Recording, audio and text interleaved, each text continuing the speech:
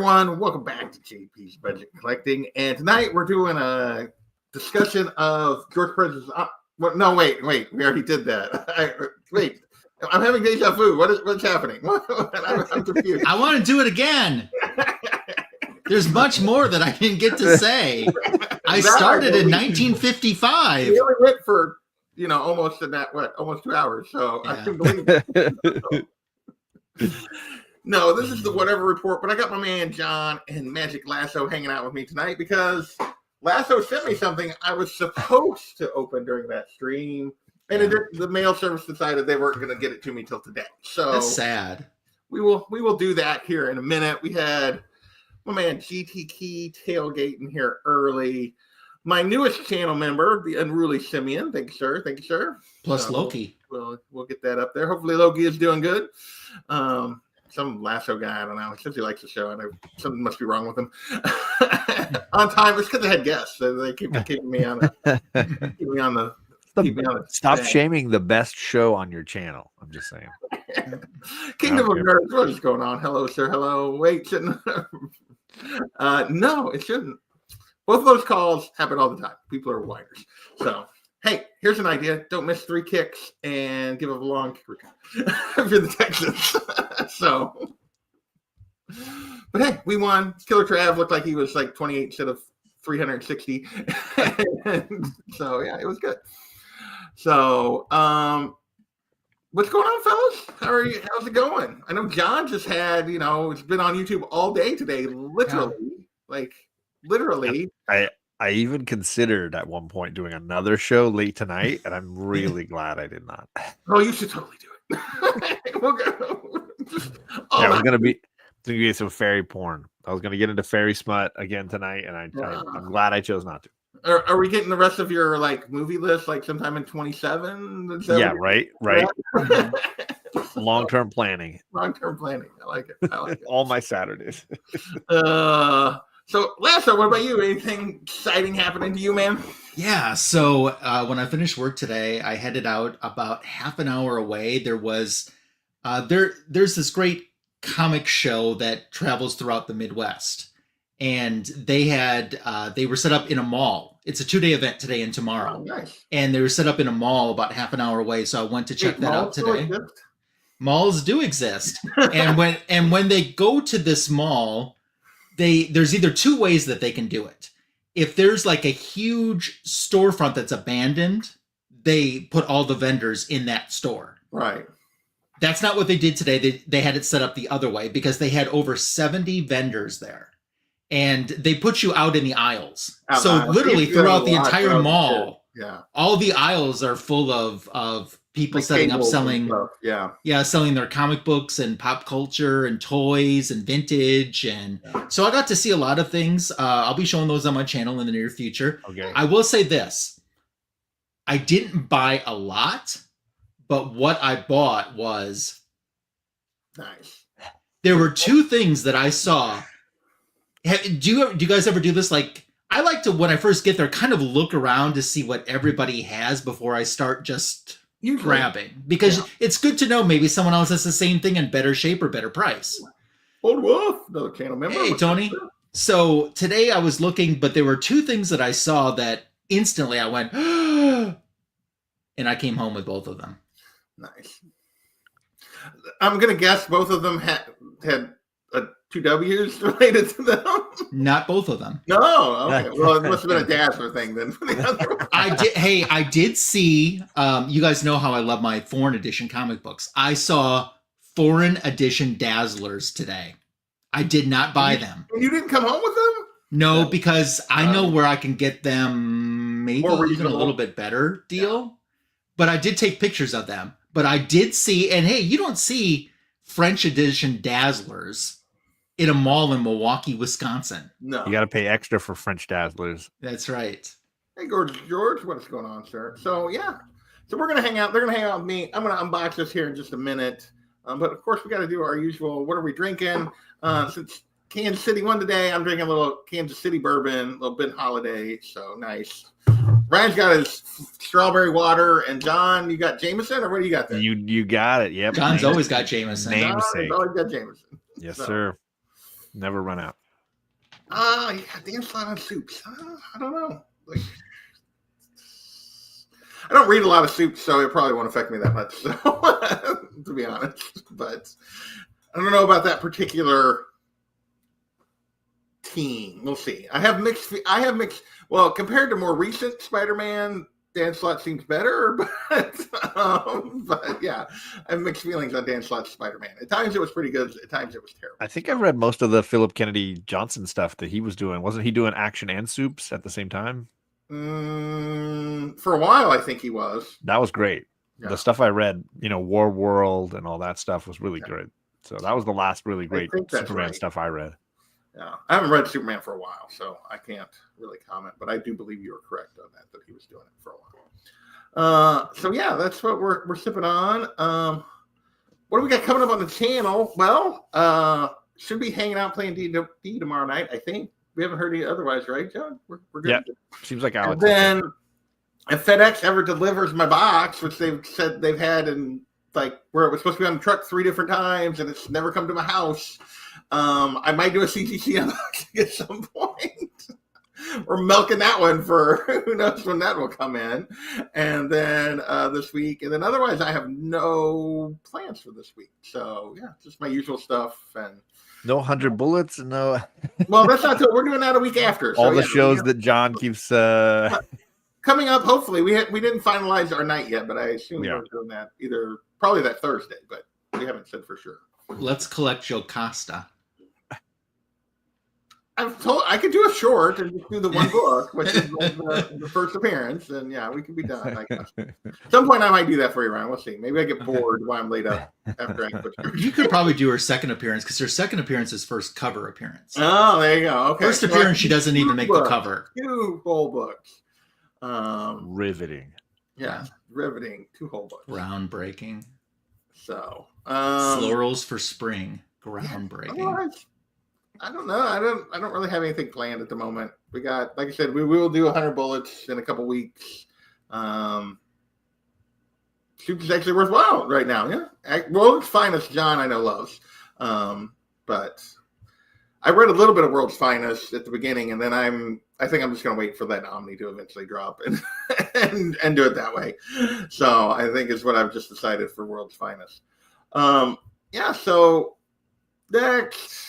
What we picked up this week? I picked up nothing this week, but Lasso sent me something, so we are ready to do. Are we ready, Ryan? Are we ready? Yeah, absolutely. So, I mean, like I said, this was intended to be at the end of our omnibus stream. At the end of our omnibus thing. That's so, what it. So we like pretend that that's what we're doing? Okay. I like the lasso on the front. Come on, it's tied with a golden lasso. It is tied with a golden lasso. It's It's, I've got my. He sent me one. It's right. It's just back on the other side behind the. Makes you tell the truth. It makes me tell. Oh no. God is not horrible. You couldn't even say it. It was like I was waiting for him to say, "I love Scott Summers." I don't think John. That I would laugh about for sure. So this was picked out specifically for you. Okay, nice. So I got my Lasso sticker that'll have to go on my. Yeah, got you. Did I take my? What is it? The comic folio. Your thing folio. Cons and stuff. Yeah. Mm-hmm. So that'll have to go on there. That's where my stickers go. So cool. I'm glad I'm not the only one that does that. What's so up, Blue Collar Dan? For me, like you got another channel member in the chat. Any place specific? Was this something you were looking for, or was this something you just stumbled across? No, this is something that I knew I was going to get you for a while, and I finally pulled the trigger and finally sent it. All right. Well, we're gonna. I'm looking at the back, so I don't know what it is yet. So we will see to get here. Let me make myself larger. So let's see what we got. Oh, nice. That's fantastic. That is a facsimile of Barbara Minerva. First Cheetah from Wonder Woman Volume 2. But It's a Jenny Frizen cover for your Frizen collection. Yes, and it wasn't exclusive. Okay. Yeah, so I've seen this Frizen Wonder Woman. Me neither. I have almost all of them. I'm still missing a few, but I was sure that you didn't have that. So yeah, no, I did not have this. So very cool. That is awesome. Yeah, let me see. Yeah. I love the use of the lasso in that. That is amazing. They're all tangled up. Yeah. That was done around the Wonder Woman 84 release time. So, Okay. That's a great cover. Yeah. I love the green yellow background is solid too. Yeah. That is cool. I do not have that one. Thank you, sir. I just wanted it. I just thought, you need to have one of those in your collection. So it was exclusive to where? Ace Universe, which I did website, see the and they've done conventions too. Yeah, I think it's numbered on the back too. Oh, nice. Yeah, on the back of the back of cover. Yeah, because I don't think I've even seen this before. So yeah, so that is awesome. Yeah, thank you, sir. And like I said, it's always a good thing. Wonder Woman number 9, where the first full cheetah that we just read, because she's introduced in Barbara Minerva's introduced in 7, but she becomes cheetah in 9. Yeah. It's a facsimile of that with that cover. That's exclusive cover. Nice. Another channel member, Blue Collar Dan. What is going on, sir? Tony saying can't fully hop in the chat. I'll be there soon with a glass of ink. There you go. So, well, we look forward to it. Yes, amazingly wonderful. That is correct. Mm-hmm. So other than that, what about you, John? You got anything that came in this week? I mean, obviously, I've got. I bought Storm. Like 9 covers? Did you? Five times. 5 times. Okay. But the bigger deal was I had reshared something online to enter to win a slab, and I thought, I got no chance to win this. Turns out I was one of the prize winners. And chicken dinner. They had this same cover, the Virgin variant, and then 2 of the trade dress, all 9/8, and I won one of the trade dresses. Oh, hang on. Let me make a bit. We're sure here. Very excited about this great cover that I do not own. Oh, nice. There you go. Little David Nakayama Spider Woman. Well, you just seem to send that to me because you don't really like Nakayama. So, I do now. I don't like snowboarding either, but it's but yeah, great cover. Very cool. Really gorgeous. When I saw I enter these kinds of things every once in a while. You tag 3 friends and you share it to your story on Instagram. I've never won one of these.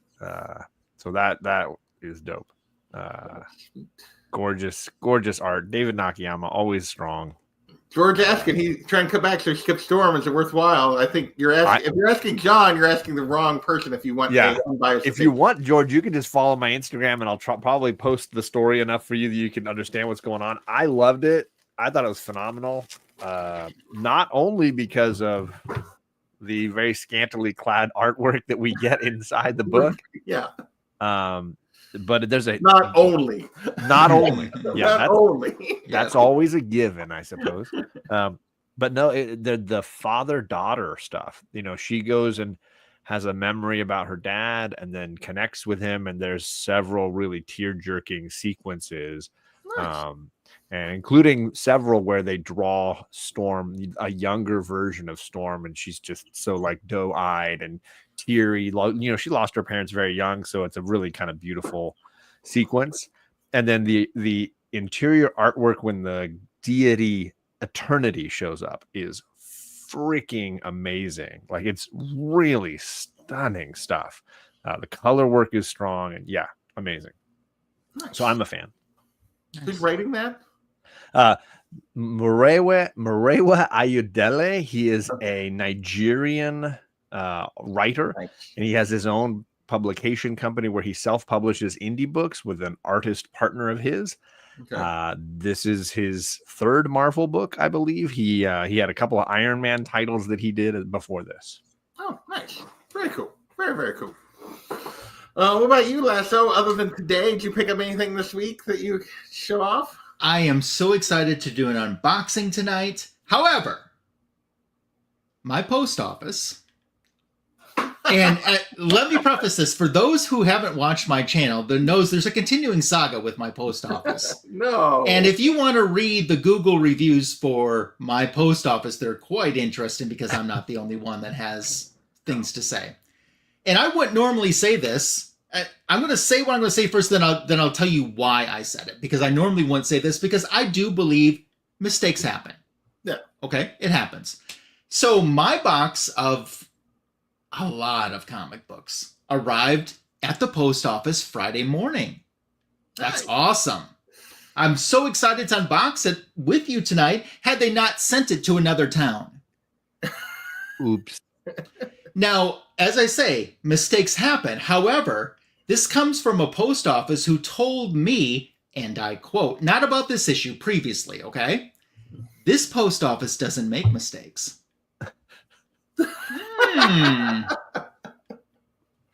That's like I had one. Usually, once it gets to my local post office, I'm good. Kansas City, which is like the distribution thing, not necessarily so much. I have had wonderful experiences with every post office everywhere I've lived until I got here. No. And trust me, it's not just me. It's not just me. You guys Google West Bend, Wisconsin post office and read the Google reviews. I don't think I'm going to do it. I'm going to trust you, though. I think I believe you. Yeah, I don't doubt your. So I could have had an unboxing today. Well, you know, should have had an unboxing today. Now you can save it for your channel and make. But you know what? I do want to show something that I haven't shown on my channel yet. I want to show you something I got for Christmas, and I'll show this in a few weeks on my channel. But this ties in a little bit with what we were talking about the other day. What do you guys think about this? Oh, that's a little George Perez Wonder Woman. I know, it's very adorable. Nice. I like it. I like it. What's going on? What's the white yeah over the helmet? It looks like a little cloud. I don't know what that like is. A cloud or something. She's cute. Very cute. So very, very cute. That was a Christmas present from some friends, which I appreciate them thinking about me. I love it. Gotta love that. So I do. Can't imagine how they knew you liked Wonder Woman stuff. That you would be like, and that hard to believe. But they must have really been paying attention. Must have. I like people that pay attention. Most of my other friends are so broke they can't pay attention. Well, yeah. Well, that feels. All right.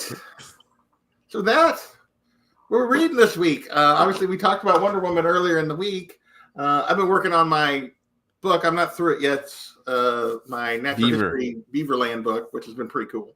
I've enjoyed the heck out of that so far, but I'll talk about that once I finish it. Does it study just your region, or is it like all of? So the concept is it's kind of the writer is this lady who grew up in Connecticut, and clearly has some I need to look into her history a little bit. She's like a professor. She works at the university. She has some outdoors science kind of background, but not necessarily this is necessarily what she does. But it starts off and it's basically her talking about when her mom was sick and she would go visit, take care of her. She would take her dog for a walk and there was a beaver pond near where her mom lived. And she got to watching the beavers. And then one day they disappeared and then she started down this road.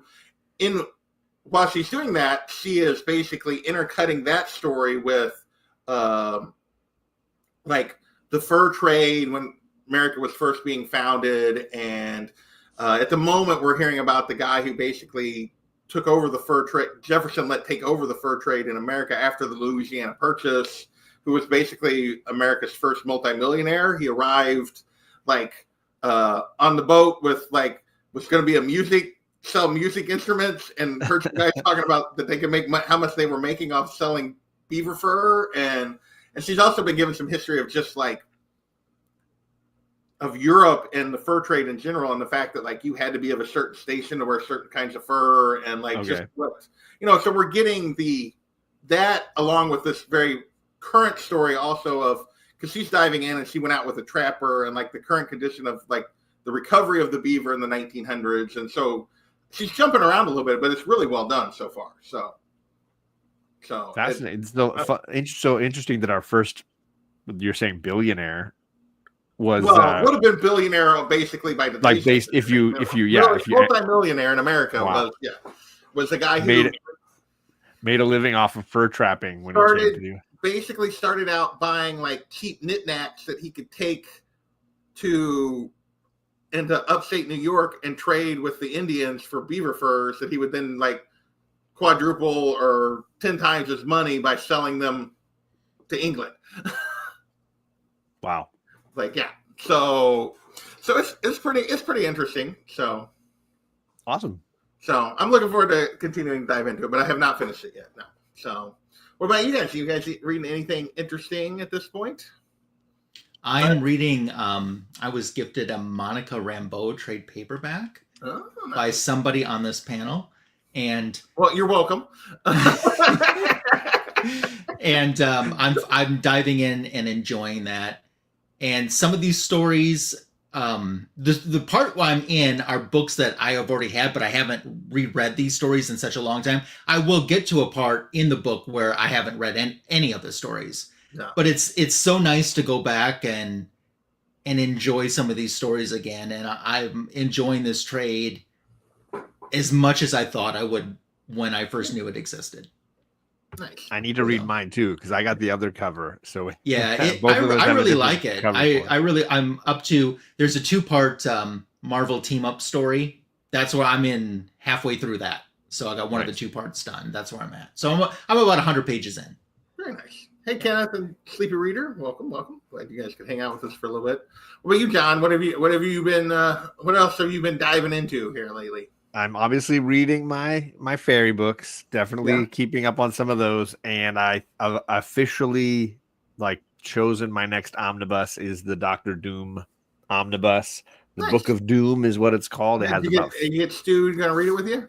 Yeah. So Stu and I hammered out a loose schedule because he didn't want to just discuss the one book in one stream. He was like, no. We got to break this up. We got to break it apart. So you guys are going to do the multi. He wants to do 4 streams to that this omnibus. That is a huge omni. That's almost the Hulk or whatever. Yeah, Immortal Hulk. Yeah, kind of size. So we're basically doing 12 issues each stream across 4 streams. It covers from his first appearance all the way through to the early 2000s. 12 issues. Oh, wow. So 48 issues in that Omni. So that's it's like 100 bullets Omni. It's got 51 issues. Actually. 51 issues. Wow. Oh my god. Yeah. So it has a ton of Fantastic Four through from the 60s to the 2000s, but then it also has some ASM stuff, a bunch of the villain team up issues that he was in. It probably has the super villain issues. Yes. It was super villain, whatever that thing was called. They called it it was giant size super villain team up something. Yeah. And then it's got a lot of the Marvel graphic novels, the one that was called I think it was just called Doom. And then there was one that was called Torment with Doctor Strange. It was he and Doctor Strange, so it's the larger graphic novel size format. And then there was a 6-issue series called Book of Doom in the early 2000s that it includes as well. Cool. And then 3 issues from Secret Wars, so stuff like that, all spread across. And so we're breaking it down into the 60s, the early 70s, the mid 70s to mid 80s, and then the mid 80s to the early 90s. Something, so it's in chunks by. So you're doing kind of the eras that are all combined into that book. That makes sense. Correct. Yeah, that makes sense. Well, so it should be a lot of fun. I've just started dabbling. Obviously, the Silver Age FF stuff is hard for me. I struggle to read some of that stuff. So I'm going to try to being very nice to Sue during that. I'm going to try to get through that quick. They just started doing the Silver Age FF as monthly facsimiles this year. Yep. And as hard as it is to read that, I think I'm going to pick up the facsimiles though. Silver Age, obviously, it's classic stuff. It just, it doesn't. It's historically significant and groundbreaking in some ways, but just that, difficult for me to read Stan Lee's writing in some of those books. Yeah. So, as you and I have discussed, Ryan, and we'll soon. We have, and we'll be discussing soon. Yes, sir. This week. Yeah. So, I'm really reading the Micronauts. I've never read any of that. I haven't either. One of my friends just was all about the Micronauts, but I never really got into that. And Alan talking about Lucky Devils. Well, for me, I'll wait for the trade. And if I hear it's good, I'll wait for the trade because I did really enjoy 8 Billion Genies, and it's the same creators. But I'm going to definitely read issue 1 digitally because I know Alec will want to talk about it for book club in a couple of weeks. Is that out now, or is it coming out? It just came out on Wednesday. Okay. 1,578 pages. Okay. How does that? Oh my gosh. That's more than I think this one is. This one's a lot, but the a lot. Yeah. So that's like double the Wonder Woman one. Yeah, this one's only 1,370. Well, the biographies start on 1,375, so 1,300, almost 1,400 pages. So that's how big this thing is. So that's another 100. Yikes! Almost 200 pages. And that Aquaman. Holy moly, that's a big book. Yikes! Hey Gore, what's going on, sir? Hey Gore. And I bought a few months back those Batgirl Bronze Age omnibuses. And when they come in at like 500 pages, it feels like nothing now. You know, you get so used to these huge omnibuses that a 500-page one is like, that's a tiny one. We can read. Yeah. Significant. The Book of Doom omnibus looks like it's about 1,300 pages. So nothing compared to 1,500. Well, almost 1,578, 1,600 pages. Yikes. I would say, about 800, 5 to, 800. There's not many of those. I think that Ms. Marvel one might have been close. Yeah. What was the Wonder Woman one? I don't know. Wonder Woman was that's 800, wasn't it? Yeah, that was a good size. Yeah.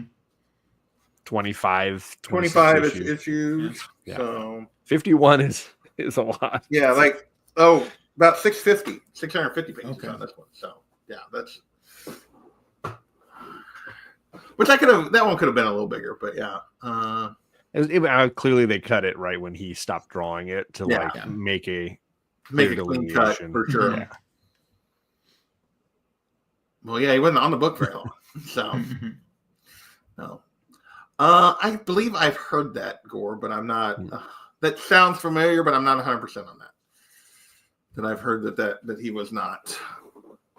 So, what's next? Anybody watching anything fun this week? I watched football today. That was fun. Because my team won. If they hadn't won, I'd been mad. So. What about you, John? You were doing your video thing this morning. You were doing your random pools, but did it prompt you to that you need to watch something into your watch list? Well, Charlie and I have been watching Nicolas Cage movies. So we've done Face Off, we've done The Rock because she likes Sean Connery, so she's excited about that. And then today we did Con Air, which she said she liked because she likes John Malkovich in it, and so much the way Malkovich just chews the scenery. Oh my god! So, well, Con Air, everyone just chews the scenery in that. It's just so over the top. It's just. So we had a lot of fun with Nick early, I guess 90s Nick Cage. Have we exposed him to Raising Arizona yet? No, we have not gone to 80s Nick Cage yet. Okay. Just 80s. 90s. Okay, here, I'm putting my request in, and you tell Charlie that she's watching this movie on behalf of me.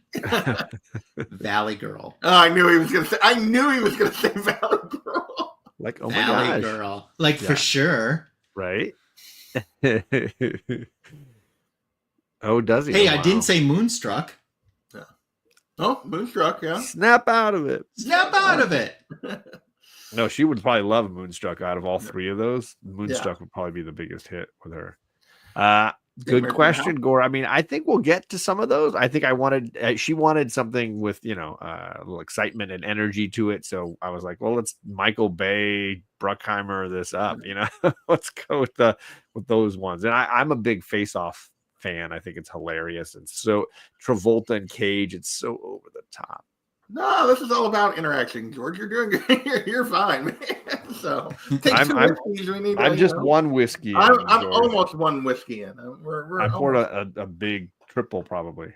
Yeah, Double, I did not pour single that together. Triple. But no, the big thing that I've been watching is Shrinking. It's just the best freaking show. Yeah, it's on my list. Your discussion today may cause me to start it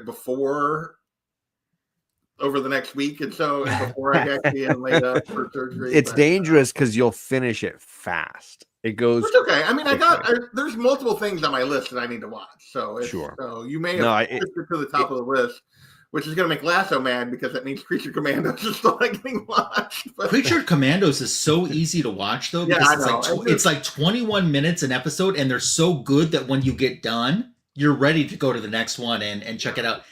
The biggest complaint is they should have had maybe one more episode to the season because it does wrap up kind of fast in the last episode. Same Skip Wild at Heart, probably. I don't know that John wants to watch that one with his daughter. Probably not. So, like Blue Velvet, is that what we're going next? I see where you're going with this, Gore. But Shrink, yeah, I mean, I've always liked Harrison Ford as an actor. When I was a kid, he was my favorite actor. I just was obsessed. Obviously, between Indiana Jones and Han Solo, it was just kind of done. And then he all of a sudden became Jack Ryan too. And I'd already read those books. I was like, this is amazing. The guy is everywhere. Yeah. But this is the first time I feel like he's getting the opportunity to really show what he can do as an actor. Because I feel like a lot of times he plays Harrison Ford in some ways. Like there's a version of the same character. A lot of those movies are. He has that element to some of his performances, and he's not good, and he doesn't have gravitas and dramatic weight to certain scenes. Patriot Games, when he's dealing with his daughter's injuries, is so powerful. But this is really a different side to him, and he's phenomenal. He's just amazing. All right, my folks have been watching it, and my sister watches it, so I'm like the only one that hasn't watched it yet. So it's been on the list. It just hasn't. And if you liked Ted Lasso, you get a lot of the same emotional feels and responses, because it's 2 of the 3 producers are on this one. The only one that's missing is obviously the guy that played Ted Lasso is obviously not involved, but Brett Goldstein, who played Roy Kent, and then Chris, I'm struggling to remember the producer's name, who did Scrubs, and he did Ted Lasso. He's doing this as well. His wife is Krista Miller, and she's in everything that he does. She's phenomenal as well, and it's just really good. Yes, Witness was phenomenal, Gore, and yet somehow is his only Academy Award nomination in his entire career. I like Witness, but I don't necessarily think it's his best performance. But it's not. No, but he's very good in it. But it is also very much Academy bait. It's probably the most Academy bait thing that he's ever done. Fair. Yeah. So. No, he's had lots of great performances. I always thought he was wonderful in the small part he had in Working Girl, where he could be comedic, and he was playing off Melanie Griffith. And one of my favorites that was kind of an odd one, which was George just mentioned it, which was Regarding Henry. I always loved I loved Regarding Henry when I was a kid. I thought that was a great movie. I heard, and I don't know how factual it is, that he was so frustrated about passing on the movie Big. He was offered the Hanks role in Big. Oh, I did not know that. That he wanted something that would allow him the same concept and to play a youthful character in some way. So I think that's ultimately what he tried to do with Regarding Henry. Yeah, I just remember enjoying that. I haven't seen it in forever, but I remember. No, he's very good, and Annette Bening as his wife is really phenomenal as well. And no, it's a very good movie. No. I can't remember the gentleman who plays his physical therapist is really phenomenal too. I can't remember that actor. It's been too long. I don't remember. Yeah. Don't remember. He's a great filmmaker, Peter Weir. Yeah. Mm-hmm. Is this a Harrison Ford movie? I don't remember him being in a movie called Jiu-Jitsu. No, I don't either. Everybody was kung fu fighting. It was kung fu Harrison Ford. Okay. I just see. Oh, he's talking about Nick Cage. I don't remember that is a Nick Cage movie either. But I want to see Nick Cage fighting Jackie Chan now. That's what I want. All right. What about you, Ryan? You watch anything fun this week? No, I haven't watched a whole lot. I played a wild game of Uno last night with giant Uno cards. I saw those cards were enormous. They were. That's what you get when you play against Giganta. Yeah, I mean, where did you get those? A hotel room. They just had them in the hotel. What hotel is this? My friend brought them to a hotel, and then I got an invitation to come over. Later, Unruly. And then, John, I was drinking last night. Drinky. You're drinking in a hotel. You should know that. You should know that by the cards. type of. You should know by reading my text if I've been drinking without me having to tell you I've been drinking. You seemed chatty. Yeah, I do get pretty chatty. I love it. It's great. I know, pretty large.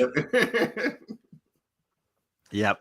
Well, he had the cards that look like you could write in them, like make the cards. Make your own Uno cards. Yeah, they have like those are dangerous. Those are pretty much in all of them now, I think, because even like the regular size ones that my niece and nephew had that we play, we take those out every time because we don't play with them. My sister's like, we're not playing with made up rules. We're playing Uno. It's very serious. It is. It sounds that way. He does have he's got a lot of really good stuff. So, but he's another person though that I feel like for not completely, but a lot of times plays Nicolas Cage, a version of Nicolas Cage. That's sorry, I'll say real quick, but don't you think that when Dolly Parton's in a movie, she's Dolly Parton? Well, yeah. That's fair.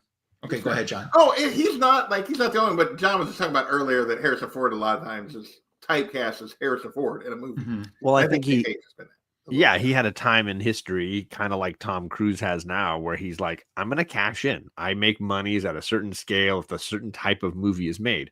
Now, I remember there was an interview with Harrison where he was asked something along the lines of, would you ever take like lesser salary to be in a low budget movie? And then his response was something along the lines of, but why would I make a low budget movie? he's like, no, I'm at a status level where I want to continue to make movies at a certain level. And that's what I want to make.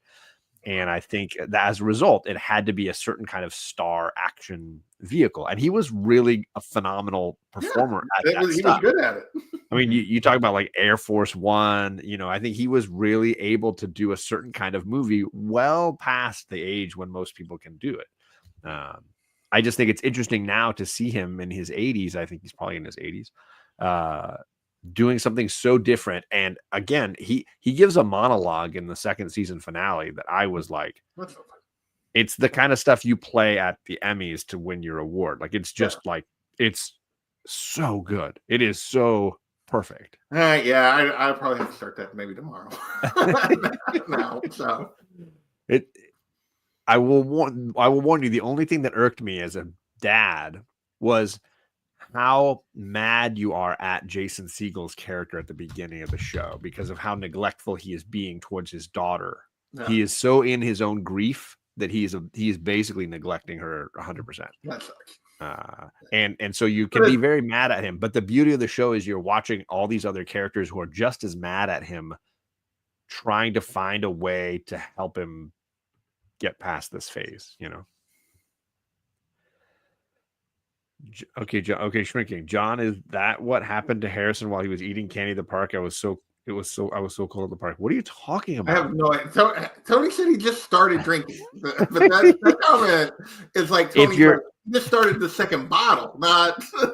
I mentioned that my favorite scenes with Harrison mostly are at the park because he meets Jason Segel's daughter there for like faux therapy, where like he knows she won't come in for actual therapy for her mom's death, but he'll go and sit at the park with her, and his only rule is that she brings him candy. So he's eating like Sour Patch Kids, or he's eating Dippin' Dots or whatever, and he's sitting there on a bench with her, and they're adorable scenes. This 80-year-old guy, this teenager, and the way they relate is very interesting to me. And he's trying to be a therapist but also a friend, and she's trying to be honest with him, but she's also hurt in a lot of ways. It's interesting. I just mentioned that one before you hopped on, George.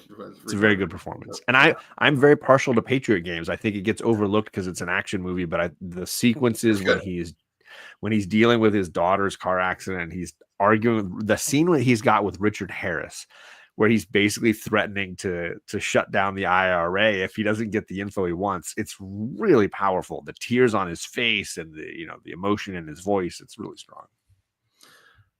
Later. Oh, Tony. No, what did he count it fourth? Yeah. No. Oh. Shrinking. Shrinking. Anyway, hey Vinny. I'm glad you could hang out. Apologies, Vinny. Yeah. Now I think I understand his joke about being cold at the park. Yeah, it's cold at the park. Yes, Yikes. I get it. If you get Ryan shaking his head like that, that's a sign. It is a sign. Yeah. Pump the brakes. We're not on John's channel, Tony. We're my channel. It's whatever, but there's limitations. It's whatever I want to say. It's not whatever you. Yeah, exactly. I know. I tried talking about the Judds, and you were having none of it. No, I keep a level of editorial veto on my channel. All right. Well, I think that brings us to what we kind of do anyways. Whatever we want to talk about. So, chat got something. What do you guys got? Anything else going on? I spent $127 today on comic books. $127 on comic books. Okay. So, wait. Yeah. All storm covers. Issue 4. Just issue 4. How many issue 4? There's no Storm Omnibus yet. No. How much did you say you spent? $127. I can tell you will not be able to guess what it was. You bought an Omni. I did not. Oh, no. Okay. Okay. No. So for those that were unaware, I had that stream today celebrating Jennifer, and the ask I made of the guests who participated was to name a book that they remember for Jen, and that's connected. You bought a bunch of trades. I kept up a list all through that show, which I probably should not have, and then we were consistently sharing the link for her LCS because they have an online website where you can order comics. That's nice. And you can order trades and omnibus, and it's a great way to support an LCS. So I just went and searched all she is Katie. Her website is bookswithpictures.com. Very easy to remember. And I loaded my cart, $8 shipping for, I think it was like 8 to 10 trades. So it was $1 shipping per book. Cool. And they're all on their way. That's awesome. Well, I love that you supported her LCS. Yeah, that you supported her LCS. That was the big push for our show, because they're actually, that shop is going to host a in-person memorial in the spring for Jen as well. Where they're going to love that. Yeah, they're going to use they have a whole back parking area where they usually have like a food truck, and they're going to have it all set up for Jen. They're going to do it all weekend long, all kinds of stuff. That's cool. But it's a really great website, and Katie, who runs the shop, is phenomenal. So bookswithpictures.com is the website. She's got a bunch of great stuff. Katie was really friendly to me the day I went to the shop and got some great stuff from her. I'm going to try, Tony. I can't promise. It's going to depend on the date and what's kind of going on in my universe at that time. My hope would be to go, but we shall see. So yeah, I instantly went and bought a bunch of stuff, including I had to confess this one. This is a manga that Jen and you bought it. You told me about the other night or whatever. Yeah, it's called Dick Fight Island. And it is exactly what it sounds like. And there are 2 volumes. I only had the strength of will to buy one of them. There are two manga volumes. Thank you, George. Putting that link in the chat. Yeah. Thank you, George. That's awesome. Well, that was my actually goal, because I knew I wasn't going to be able to make it today, and I wanted to. And I shared Lady Killers in your honor. And several other people had reached out with books that were connected to Jen in their memory, and I shared all of them, and we had a lot of great discussions and memories, and a ton of great books would come up. That I had a bunch that I love, like Layla Starr, that were just absolutely phenomenal, and then a bunch that in the case of the 7 or 8 that I bought, that I was like, okay, I got to get some of these. It's I'll send you, Tony, a picture of the cover of volume 1, because it's something. It's something. Well, my whole goal was to go back and basically come out with potentially a list of books of things to read, because Jen always had interesting and unique and usually pretty good. Her recommendations were usually very good. And Absolutely. I'm sorry I missed out on that today. Like, yeah, because I was lucky enough to have her join me for multiple indie shows, and we talked Lady Killer, and she's the one that got me to read the Mini Deaths of Layla Starr, and like turned me onto that book and several others. So I'm so glad. I would recommend, if you liked Layla Starr, check out what I would say is the sequel or the follow-up, which is Rare Flavors. It's which should actually have a on my trade. list of. It's in my little Inside Rage wish list, and like the next time I make an order, that's a good one. That's a good one. If anybody enjoyed Layla Starr, I saw it with the same people. Yeah, and I was like, okay, yeah, I gotta grab that. So then it came out last year, right? Yeah, it just came out last year, and I think the trade, but it was earlier in the year, so the trade I think is already out there. It's an image book.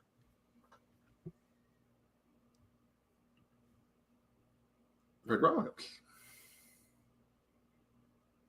I will say, Tony, that it puts the man in manga. I'd like an opinion from you guys. So today at this comic show, one thing that I passed on was an X-Men 94. I would put it at between a 3 and a 4 raw. Okay. 210. I'll be honest, Ryan, I have not looked at that book in a while, so I don't know where that's at value-wise. I mean, we could look it up if you wanted, but I'm just curious off the top of your head. I mean, high. I have a history of screwing up when it comes to not buying X-Men comic books, and I'm wondering if I did again today or not. It doesn't sound like a steal at a 3 or a 4. No, it doesn't sound like a steal. Like I think it probably is like comic show high. Like I feel like that's probably more like $150 book, but okay. They had like 3 raws right in a row in different grades, and that was the lowest price of all of them. And I think the highest priced one, which I didn't look that closely at, was around $850. Okay. But I mean, I definitely, from quickly looking at the lowest one to the highest one, I could definitely see big condition differences. Yeah. Yeah, and it's so hard when they're in that super low grade or somewhat low grade range. What ticks it from a 2 to a 4? It can sometimes, and then that price difference is so significant. Sometimes it's so tricky. Both copies I have are not high grade. They're both probably around the 4 to 5 range, so they're not super high grade. And obviously, one of them I bought in the late 90s, so it was probably super cheap by comparison. So I cannot recall the price range on it, but it sounds high. Just yeah, I mean, that's not. I'm just looking here real quick, and you can get like a slab 3.5 is only 2. Basically, the most recent slab of a 3.5 went. And you're guaranteed the price at and you're guaranteed at the 3.5, and it's at 219. Well, I mean that's the same thing. So yeah. So for a raw copy that you're guessing is in that range, I would guess more like it should probably be more like $150 book, probably. Okay, that sounds all right. Good to know. I mean that's just that was not one of the ones that made my heart go. I haven't found a raw that's in that range yet that sells. Everything looks nicer because things are going for like 600 and stuff. Raw copies that I'm looking at here. I tell you, I did not look closely, but I did see 2 raw GSX1s today. Yeah. Ooh, I didn't look to see what you don't see them in raw anymore. No. Yeah, everybody slabbed them at this. That's a book that everybody sends like off. One, people put them in a slab. And I will also say when I was going through a little more my price box bins, like the $5 bins, I saw some books. I saw a good handful of New Mutant books that, John, you've already covered. And I was like, why the heck are these in the $5 bin? Where should they be in your mind? A little bit lower. Yeah, because $5 seems expensive. That's what I thought too. Okay, but I did see some of those, and I'm like, oh, I remember we just read that one. And I didn't know if you were like, oh, these are keys. They belong in the No. New Mutants doesn't have many keys. I agree. So I'm not posting that comment, Tony. I'm not doing it. Keep walking.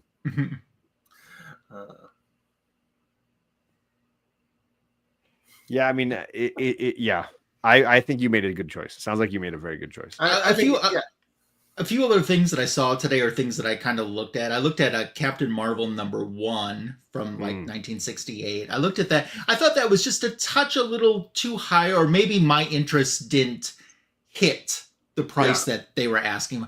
I saw an X-Men 1 from 1963 that was raw. Saw that today. I think that was, how much was that? A raw X-Men 1? What is this guy doing? I saw that today. God, I can't remember how much that was. Anti-slab, there's those folks. So yep. But yeah, if you're gonna plan to sell it, you slab that sucker. You press, you clean, you slab. Yeah, I saw that. I mean, the thing is going on again tomorrow. I could always go back, you know. That's but wild. What were they asking? Do you remember what they were asking for that book? I mean, probably several $1,000s, right? I want to say it was definitely lower grade. Yeah. I want to say it was 1,600. Wow. That's what for even a low grade. That's what I think it was. You don't see that book in that range very often. No, but you got to open it. You got to check the pages, make sure they're all in good condition, make sure they're all there. They holding together. Something out of it. A raw X-Men 1, $1,600. You're checking it, making sure that stamp's there, that there's not missing pages, the back cover's not missing. I saw a Superman versus Muhammad Ali in really nice shape, or fairly nice shape, I should say. I already had it, so that's why I wasn't interested for $80. I didn't think that was bad at all. Yeah, surely. Well, hopefully there were some pretty good deals there. So. Yeah, there were some good deals there. Sounds like he got a couple of books at least that he really liked. Yeah, definitely. One of them that isn't even so much a comic book, but it's comic book related for sure. I mean, I saw it was less than half the price of what I normally see it for on eBay. No. And I literally love it. So let's again check the pages. Are you tempted to go back tomorrow? No, I really stuck in the budget that I set aside for me today, and I think I went $5 over budget, which I'm not worried about going $5 over budget. That's not bad. No, I'm not thinking that, unless you guys would have told me that I really screwed up by not buying that X-Men 94, then I might have, but yeah. It's funny, some comic shows I can go to at like little VFW halls, I can find Golden Age Wonder Woman at. I didn't see a lot of old Wonder Woman at all today. Yeah. I saw some old Golden Age Shazam today, and I'm starting to see those a lot. JP's been posting a lot of those Wonder Woman, Catwoman early gold that have made me start looking at like, damn, do I want that? Did I want that? Yeah. You didn't follow up with me because I have the whole list of those things. So. The Catwoman ones in particular, the Golden Age Catwoman keys, I'm kind of like, God damn. Some of them are not cheap. Now I'm looking at like Wonder Tot, and I'm like, what the heck is wrong with me? I actually put that video out. The saga, because I didn't talk about Wonder Tot as much, but the whole thing with Wonder Girl and how Donna came to be, that was that second video I did for Lasso. Yeah. Yeah. But yeah, and Wonder Tot came from that same creation of the Impossible Tales is what they called them, and then they just sort of dropped that, and then suddenly they started referring to each other as sisters, and it became very complicated. So yeah. Well, John, the easiest way to fix you from the Wonder Tot thing, just read one of the issues. You'll never want to pick up any of them. Yep. See, Silver and Golden Age reading always irons it out for me. Yes, it does. Just read one of them and you'll say, I'm good. That's so funny. I will never forget when I was really working on, at this time I was working on having all the Silver Age Wonder Woman up through present, and there was a Silver Age book. I was down to only needing a few at that time. Yeah. And there was a Silver Age book that I needed, and it was one of these Impossible stories with Wonder Tot and Wonder Girl and Wonder Woman and Queen Hippolyta.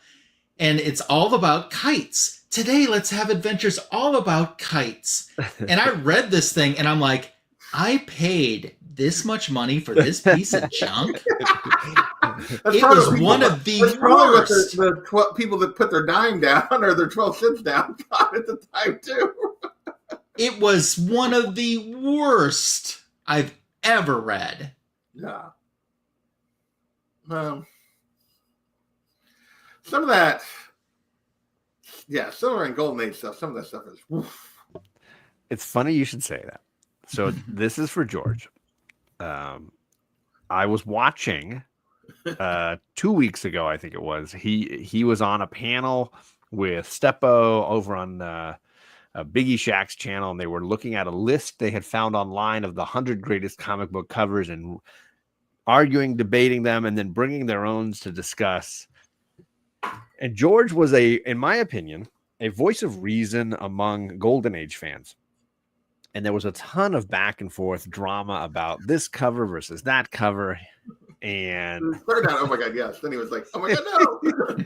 Not only did George, stand up on the panel as a voice of reason, he also got so drunk he fell asleep, and you could hear him snoring in the second half. All acceptable options. Oh, I mean, you got all the George's best features then. Voice of reason and so drunk he fell asleep on the street. It's I mean, it's the complete George experience. It's all the good stuff. But it planted a seed in my mind about this comparison, because what I saw were almost two distinct parties at war with each other. Modern collectors talking about 9/8 variants that they love, and you had Golden Age collectors saying, so is that book a key? Oh, it's just a cover, so it's a nothing book. Mm-mm. Inversely, those same Golden collectors holding up a 3.0 1.5. This is a good girl cover. This is a pre-code horror cover. And in my head, I'm saying, oh, so is that a key? Oh, it's just a cover, so it's a nothing book. Exactly. I feel like I'm right in the middle. You like your cover? Buy your cover. But why are we shaming one another? Why is it that a Golden Age collector feels free to shit on a modern collector for their cover that they're buying that they like, when they're doing the same thing with their Golden Age books? Oh, and they hold up and look at this robot cover. Look at this amazing robot cover. And you're like, yes, it's beautiful, but it's just a cover. It's no different. And some of those books are way worse on the inside than what's probably. It's no different than my David Nakayama 9/8 that I like. Like, why is one better than the other? They're both just covers. Yeah. So that's my question to you guys. What are your thoughts on that? Because that was my takeaway from Biggie's show, was all these Golden Age collectors like, but this robot cover is so important. This Golden Age, pre-code horror cover, this one. And I'm looking at it going like, I've never seen it before. I don't know this cover. Maybe it's historically significant in some way, but I can't differentiate it from that Hulk cover where Wolverine's claws are showing his reflection. Like, for me, it's like both are great covers. Neither of them are keys. Yeah. So for my thought on that is the Golden Age, and I love some of those Golden Age covers, don't get me wrong, but there is no different in what you're collecting. You're collecting something visually that you enjoy. The snobbery from the Golden Age folks come from the fact that they're very hard to find, some of those covers. Sure. They're rare. It's not that, and their snobbery toward the modern stuff is that they're getting ready to relaunch ASM with a #1 again, and 5,000 variants. And I got my Scotty Young 9/8, the Scotty Young cover though. I got the Scotty. It's a 1 in 50. Yeah. So, and it's like, well, yeah, there should be a bunch of really gorgeous covers because they're making they're commissioning 100 artists to do it. So somebody should make a good one. But no, it's the same. I mean, you're collecting the same thing. It's the whole reason that, like, I joke about it, and I'm like, Hulk 180 is the first appearance of Wolverine. He's in the book. They name him. You see him. He speaks. It's not a cameo. We don't care because the cover to 181 is awesome. Right. So, which is fine. It's fine. Just be honest with what you're doing. But they can't be honest in that scenario because Marvel wants to license out, and this is an actual thing that they've done in the past, but I'll use it as an example. Marvel says, we're going to license out all these images to put on like little toy cars, the first appearance cars, we'll call them. but I can't. You got to have Wolverine in that line, but his first appearance isn't the cover because he's not on it. Right. So now that other one has to become the first appearance because it makes them more money licensing wise. So like I 100% agree. And I love what Dee is saying. I love what Tony's saying. I love what Gore is saying. I found the conversation so interesting because each camp was so like entrenched in their belief system and so 100% in believing like that Captain America annual by Mike Zeck with Wolverine slashing at the shield is a nothing book. It's just a cover. But my robot comic is worth more. I mean, that is one of my all-time favorite comics. Oh, not sorry. I thought you were grabbing the Zeck book. Sorry. No, these are the same. Mm-hmm. And the only value is the same. It's the cover art. And the value is put on by the purchaser. It's old and it's harder to get. Yeah. Right. These are the same. You're collecting the same types of things. Yeah. It's pretty ladies. Like, I mean, you're not wrong. I like them both because they're the same. Like the Office thing, there's no difference. Right. There's no difference other than this is much harder to find. Okay. That's it. And I think that's what was lacking. And actually, it might not be harder to find than this because you said it was like an exclusive. So I don't know how many of these there were. like but it's old. So it's, And I think I was really just mad at the way they were throwing shame at modern collectors, and it felt to me very disingenuous. It felt very hypocritical, and I was like, why not just celebrate? You've got your good girl cover. I've got my good girl cover. Everybody's got their good. We can appreciate the beauty of it. And I know we've got to narrow it down to the 100 greatest, but like, it's got to go beyond our own mindset. We have to look historically. We have to look culturally. Like, is that good girl cover just as valuable as that Mike Zeck Captain America shield slashing cover with Wolverine? Like, culturally significant. I've never seen that good girl cover. But I've seen a ton of love and admiration for that Wolverine, cover. So like, I think there was no perspective, I guess. Sorry. Can I ask kind of a related question? Because I've kind of wondered about this, and if it's been talked about, I haven't seen it, and maybe you guys have. So let's use the Banana Wolverine for an example. Here's Banana Wolverine that's selling for hundreds of dollars slabbed. And, that exact same cover, Virgin and everything, was put on another comic book a couple months ago. Yep. Oh. Exact same thing. Now, are those people ticked off that bought the Banana Wolverine? I would be. I would be. I mean, are they vocal about this? Or, I mean, to tell you the truth, I wanted that Banana Wolverine so bad, but I just couldn't justify spending a couple $100 on that book. Yeah. I'm so glad I didn't buy it because I did buy the one. And it would have been, it did come to town on Friday and then it got sent to another town. And I got it for $5. And it's I bought it for the exact same reason, the cover. Yep. I mean, obviously the original set is numbered right on the front. Sure it is. Yep. Yeah. But yeah, if you just want the artwork, perfect. You are set now, right? Yeah. Because that's all it is. It's just a cover. You'll see like some of the recent like Marvel fancy covers, and you'll see, and they'll be like a $200-$300 cover or whatever, and then you can go and find the Mexican version for like $20. It's like if you're just going for the art, and it's my whole thing when you get like the Virgin 1 in 100, and then you have a trade dress that's $2. Like, I'll take the trade dress, thanks. Like, and 9 times out of 10, I like seeing the trade dress. I like knowing the comic that it's related to. I like that. It's very rare that I'm like, no, the Virgin variant is superior. Yeah, it's super rare for me to feel that way. And yeah, I do have the Banana book, but it's only because I won it. You won it from Southern Comic Geek. So I won a 9/8 CBCS of that. That's the only reason I got it, because I was not going to pay the money either. Well, but I just wanted to stir the pot on this concept because George was holding down for it. Obviously, I know George loves his modern 9/8. He is way into it. And he was the lone voice on that panel fighting for modern books. And I was cheering him on in the chat and dropping comments in the chat. And he was battling down 2 Golden Age collectors and Big E in the middle. And it was I felt very entertained by the discussion. Yeah.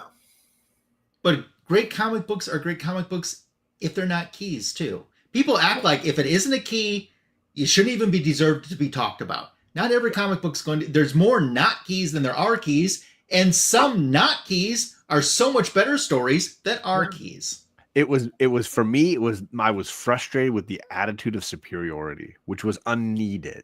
It Absolutely. was unnecessary to me to feel like I would never hold up a book and say it's superior to somebody's Golden or Silver Age book.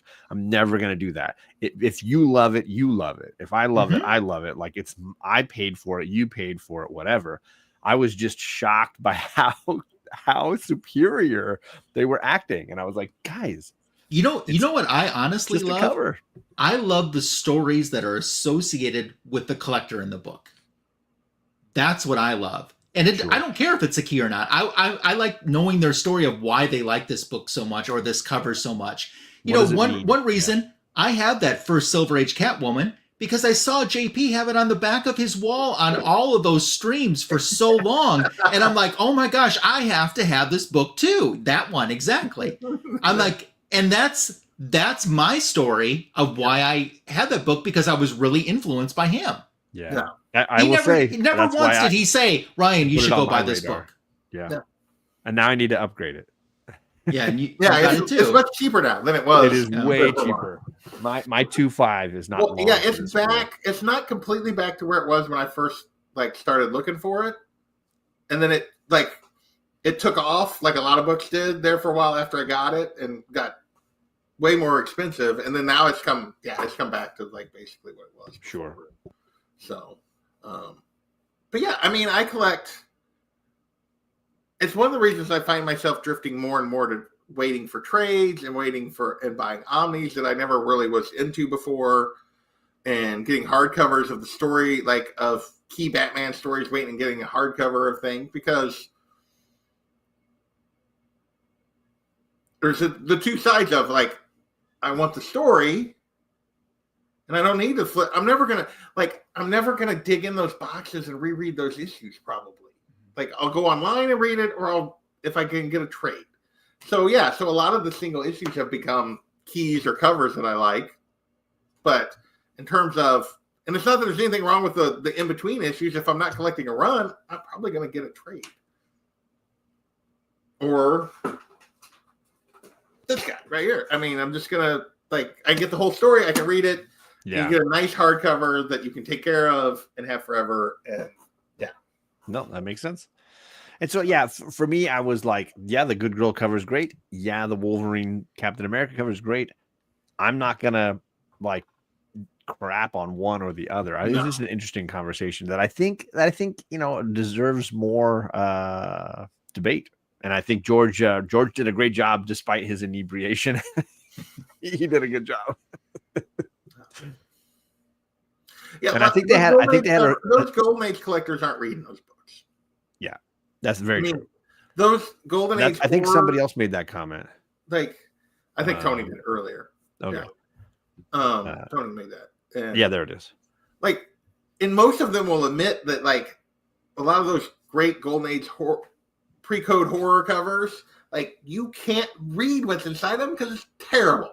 I mean, it's not worth. It's just bad. Which is fine. I'm sure that if I tried to read that Spider-Woman book, I might not like it either. Yeah. But I love that cover. It's beautiful. So, yeah, shout out to you, George, for holding it down. And I want to say that last night they had the follow-up live stream with Biggie and Steppo and some of those guys. Alan, I think, was on there as well. And they're great They have amazing collections. Steppo has a phenomenal collection. And it's hard to compare, one book to the other. And when you're coming up with a top 100, it's not easy. But yeah. So it was an interesting discussion that got me stirring. Yeah. I'm trying, man. I'm trying to keep up with you, dude. I mean, I respect Alan as a collector in a big way. I don't have the love for Golden Age books, but he has such knowledge about it. I just don't think he has the understanding of the significance, because I'm worried that love is going to fade out as there are fewer and fewer Golden Age collectors, because the respect for that robot cover or that pre-code horror cover is going to dwindle in some way. I think it's going to be tricky for that to catch fire with new collectors. I think any of it's going to be tricky to continue to catch fire with new collectors. Well, yeah, because collecting in general is a slippery slope these days. Mm-hmm. Yeah. All right. Well, we are past the hour on my whatever report. So I stirred that pot good. That last 20 minutes. Yeah, he got us a 20-minute extra discussion, but that's cool. Just for George. That was all for George. This show does not have a hard, fast rule about how long we go or what we talk about. So I want to thank everybody for hanging out in the chat. Tony and George and the other and Gore and the other George that was in here for a while. He might have finally that said he needed to be quiet. Something discussing new stories because he buys too many comics. He's in the wrong place. So happy you guys hang out with me. I want to thank Lasso and John for hanging out with me tonight so we could finish our Wonder Woman Omni by this great AOK that Lasso got for me. Another Frisian Wonder Woman cover. Gorgeous. Yeah. Gorgeous cover that I did not know existed. So that is super cool. Thank you, my friend. You're welcome. And with that, we are going to get out of here. Later. Bye.